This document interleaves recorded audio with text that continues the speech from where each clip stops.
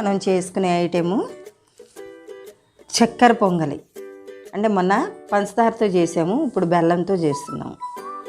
1 cup బియ్యము, 1 cup బెల్లము, 4 యాలక్కాయలు, జీడిపప్పు, కొబ్బరి, నెయ్యి. వీళ్ళకి అన్నం ఉడికింది.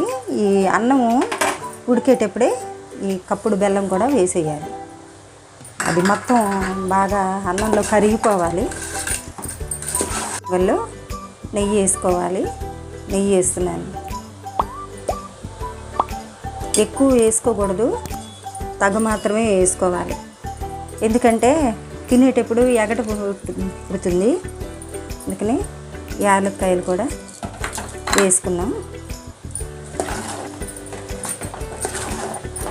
మొన్న పంచదారతో చేయటం పెట్టాం కదండి, ఇప్పుడు బెల్లంతో. ఇది బెల్లంతో చక్కెర పొంగలి.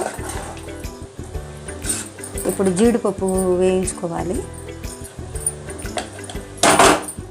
నెయ్యి వేసాము, జీడిపప్పు వేయించుకోవాలి. జీడిపప్పు, కొబ్బరి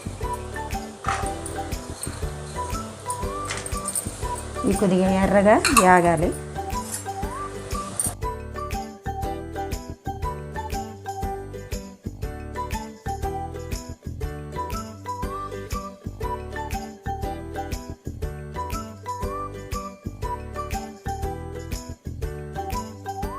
బాగా ఎర్రగా ఆగాలి.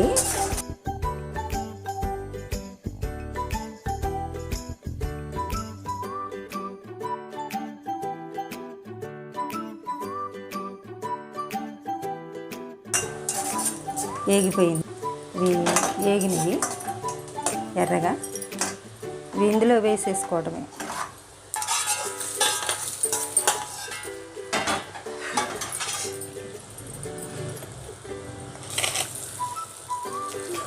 జీడిపప్పు కూడా వేసేసాము. మీరు తినటానికి ఎప్పుడైనా స్వీట్ తినాలి అనిపించినప్పుడు అలాగూ చేసుకోవచ్చు.